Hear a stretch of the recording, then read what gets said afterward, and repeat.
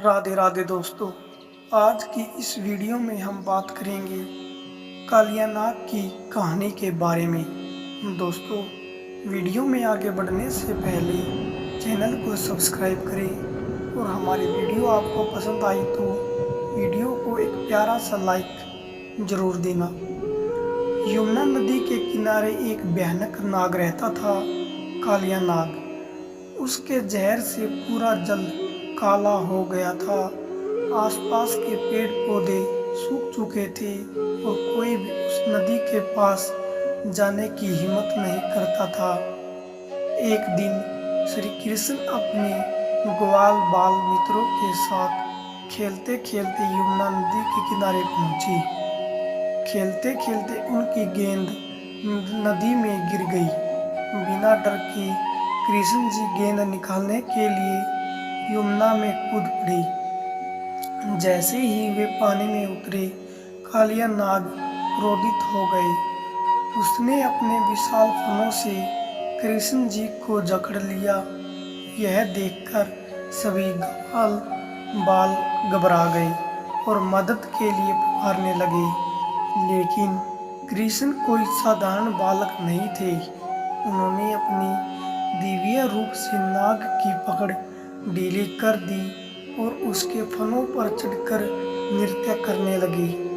उनका नृत्य इतना शक्तिशाली था कि कालिया नाग कमजोर पड़ने लगे। तभी कालिया नाग की पत्नियां हाथ जोड़कर कृष्ण जी से विनती करने लगी, हे प्रभु, हमारे पति को क्षमा कर दीजिए, ये अज्ञानवश ऐसा कर रहे हैं। कृष्ण जी का हृदय दयालु था। उन्हें कालिया नाग को जीवन दान दिया, लेकिन एक शर्त रखी, तुम इस यमुना नदी को छोड़कर समुद्र में चले जाओगे और फिर कभी यहाँ वापस मत आना। कालिया नाग ने सिर झुकाकर कृष्ण की आज्ञा मान ली और तुरंत अपने परिवार के साथ यमुना छोड़कर चले गई। कालिया नाग के जाने के बाद यमुना का पानी धीरे धीरे साफ हो गया और शुद्ध होने लगा। जहाँ पहले जहर और डर था, वहाँ अब जीवन लौट आए। पेड़ पौधे फिर से हरे भरे होने लगे और पक्षियों की चहचहाट सुनाई देने लगी। जब श्री कृष्ण यमुना से बाहर आए तो सभी ग्वाल बालक और यशोदा माता दौड़कर उनके पास पहुंची। यशोदा मैया की आंखों में आंसू थे।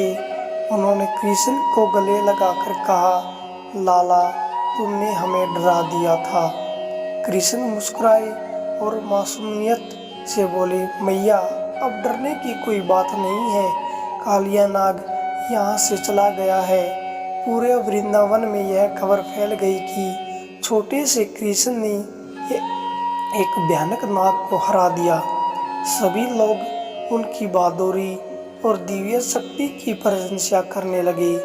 इसके बाद कृष्ण ने अपने मित्रों के साथ फिर से खेलना शुरू कर दिया, जैसे कुछ हुआ ही न हो। लेकिन इस घटना के बाद वृंदावन के लोगों के दिलों में कृष्ण और भी अधिक श्रद्धा और प्रेम बढ़ गया। कुछ समय बाद जब कालिया नाग समुद्र में पहुंचा तो उसने मन ही मन सोचा, आज मुझे अपने अहंकार की सजा मिल गई। अगर श्री कृष्ण मुझे क्षमा न करते तो मेरा अंत निश्चित था। उस दिन से कालिया नाग ने कभी भी किसी को हानि पहुंचाने का विचार नहीं किया। कालिया नाग के जाने के बाद यमुना नदी फिर से पवित्र हो गई। लेकिन इस घटना के बाद श्री कृष्ण की महिमा पूरे वृंदावन में फैल गई। एक दिन ग्वाल बाल आपस में बात कर रहे थे, हमारा मित्र कृष्ण कोई साधारण बालक नहीं है, इसमें जरूर कोई दिव्य शक्ति है। तभी एक वृद्ध ग्वाला बोला, तुम सही कह रहे हो, यह कोई सामान्य बालक नहीं है, स्वयं भगवान का रूप है। यह सुनकर सभी के मन में कृष्ण के लिए और भी श्रद्धा बढ़ गई। उधर कालिया नाग जब समुद्र में पहुंचा तो वहाँ अन्य नागों ने उनसे पूछा, तुम इतने कमजोर और घायल क्यों हो? कालिया नाग ने सिर झुकाकर कहा, मैं अपने अहंकार के कारण श्री कृष्ण से हार गया, लेकिन उन्होंने मुझे मारने के बजाय जीवन दान दिया। एक बूढ़ा नाग बोला, तुम भाग्यशाली हो कि तुम्हें भगवान के दर्शन हुए हैं। अब तुम अपना जीवन बदलना होगा। उस दिन के बाद कालिया नाग शांत और विनम्र हो गया। दोस्तों, यह वीडियो आपको कैसी लगी?